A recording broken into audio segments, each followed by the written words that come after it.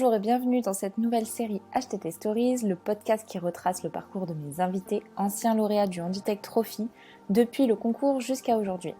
Je suis Marion, chef de projet communication et événementiel chez Job in Live, cabinet de recrutement et agence de communication RH à l'origine du Handitech Trophy. Aujourd'hui, je suis avec Camille Maljan, cofondatrice et business manager d'EasyMob, un assistant personnel au service des personnes déficientes visuelles. Bonne écoute à toutes et à tous.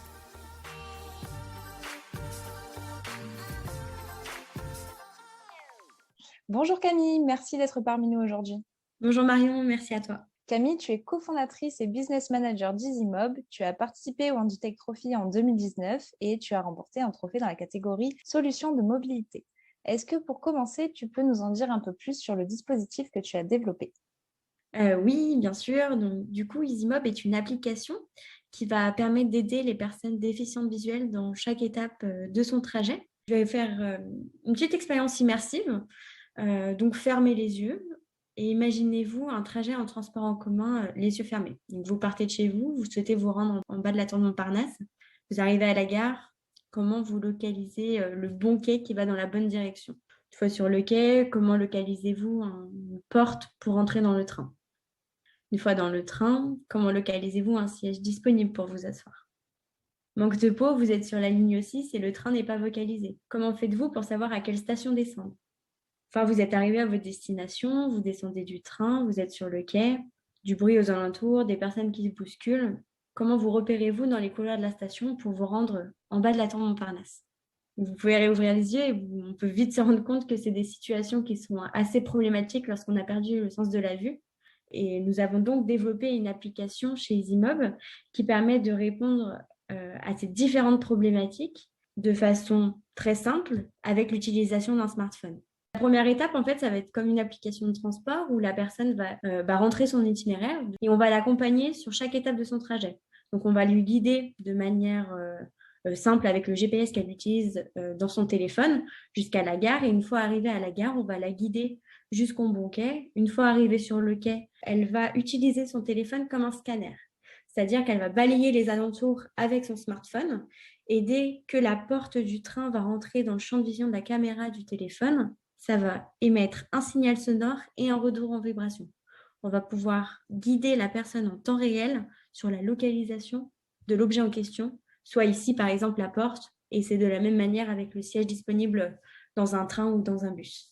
Aujourd'hui, tous les développements qui sont faits sur la partie vraiment machine learning, donc c'est la technologie qu'on utilise pour transformer tout ce qui est visuel en auditif, repérer des portes et repérer des sièges.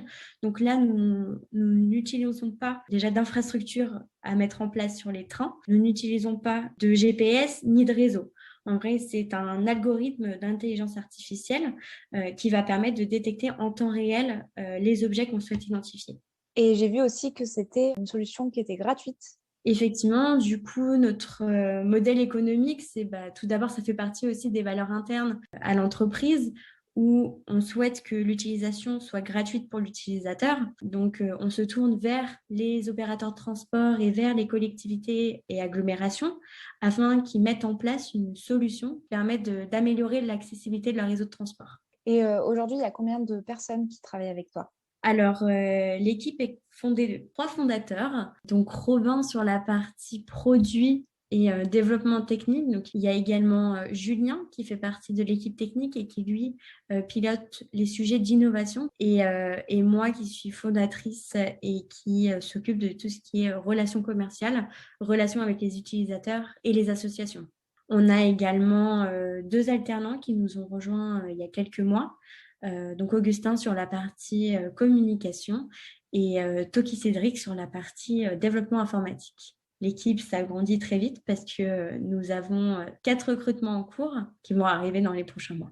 On va maintenant revenir, si tu veux bien, sur l'histoire d'EasyMob. Comment l'idée de construire ce projet est née et comment vous y êtes parvenu, si tu veux bien nous en dire un peu plus.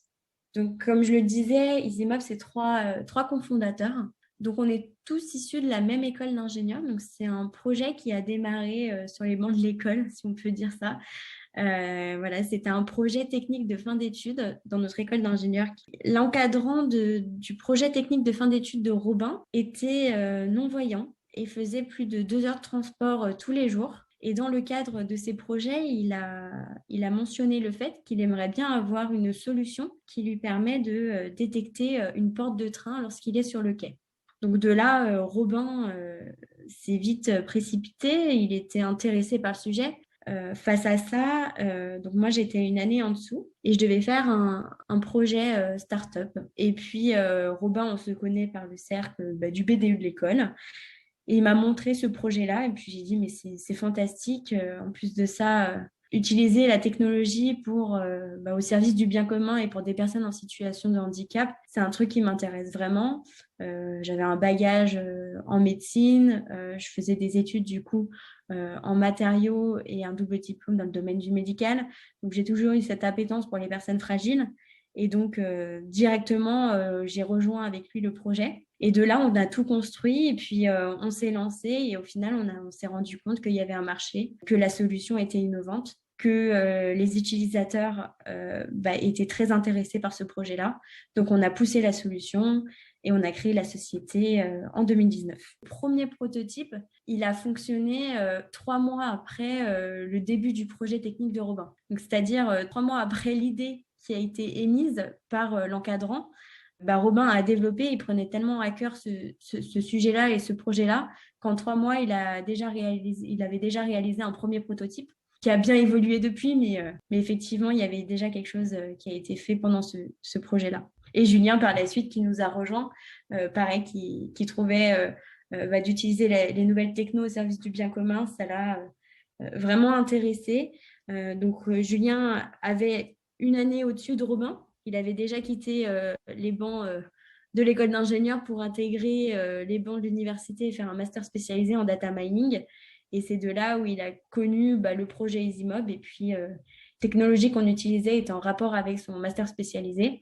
Et puis, il a rejoint l'aventure.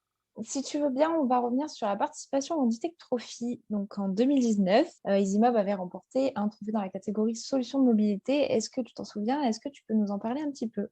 Oui, effectivement, c'était déjà, je dirais peut-être pas le dernier événement qu'on a fait en présentiel, mais du coup, voilà, l'événement était vraiment incroyable, surtout les phases de sélection. Une première phase où on devait venir en présentiel sous forme un peu de petit salon où on avait un stand et on devait présenter la solution. Donc, il y avait plusieurs participants qui étaient en liste pour la finale. Et déjà, cette intervention, c'était vraiment intéressant parce qu'on a pu rencontrer des personnes clés du milieu du handicap, des personnes de tout ce qui est l'écosystème pour l'impact, que ce soit social et environnemental, parce que par exemple, il y avait des investisseurs qui par la suite nous ont contactés et on a pu aussi rencontrer des personnes qu'on a rencontrées pendant ce petit salon-là. Donc, c'était une première phase qui était vraiment très intéressante. Puis par la suite, le jour J, avec l'annonce des lauréats, et là, on rencontrait vraiment des acteurs clés, que ça soit sur la sphère politique, autour, par exemple, il y avait la ministre pour le handicap, et ministre également de l'entrepreneuriat. Donc, c'était vraiment très intéressant. Et puis, c'est un de nos futurs clients qui nous a remis le prix, le groupe SNCF, qui a été représenté par Madame Guéchy. On s'en rappelle et c'était une grande histoire et un grand moment d'émotion. Aujourd'hui, de quoi vous avez besoin pour développer EasyMob? Quelles sont les prochaines étapes?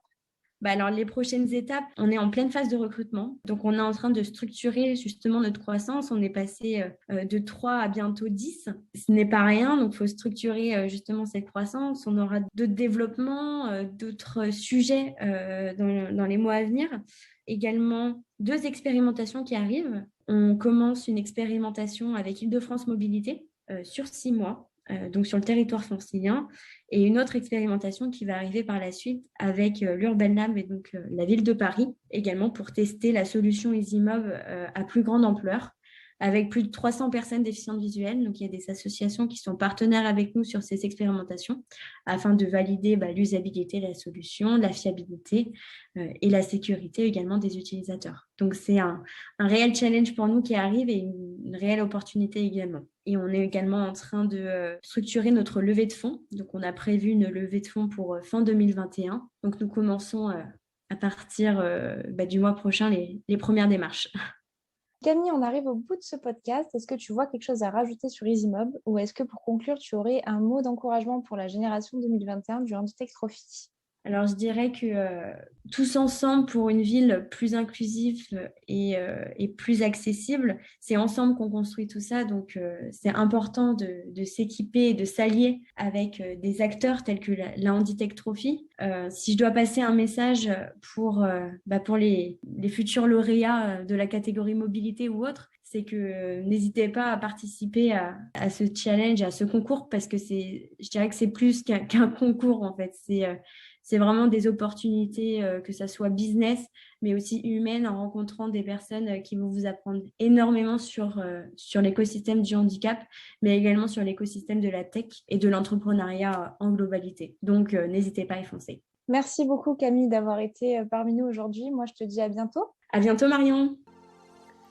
Merci beaucoup pour votre écoute. Avant de nous quitter, si vous avez aimé ce podcast, n'hésitez pas à nous le dire en commentaire et à vous abonner à nos réseaux sociaux si ce n'est pas déjà fait. Rendez-vous très vite pour un nouvel épisode HTT Stories.